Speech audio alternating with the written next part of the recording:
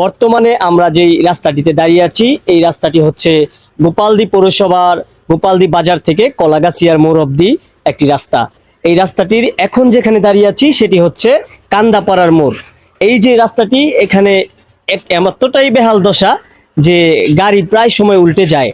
অল্প একটু বৃষ্টি হলেই কিন্তু পরিমাণ হাঁটু সমান পানি এখানে হয়। আর সেই পানিতে অটো, সিএনজি, ট্রাক বিভিন্ন যান এই রাস্তা দিয়ে চলাচল করে, প্রায় সময় এই গাড়িগুলো উল্টে যায়।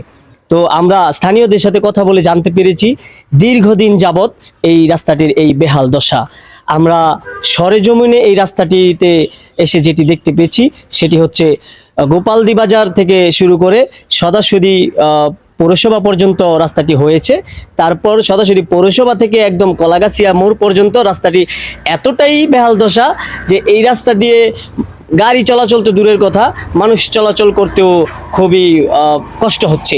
তো স্থানীয়দের দাবি, বর্তমান যেই এমপি ২৫০০ থানার যেই এমপি নারায়ণগঞ্জ ২ আসনের আলহাজ নজরুল ইসলাম আজাদ, ওনার কাছে স্থানীয়দের একটাই দাবি, অতি দ্রুত এই রাস্তাটি যেন সংস্কার করা হয়।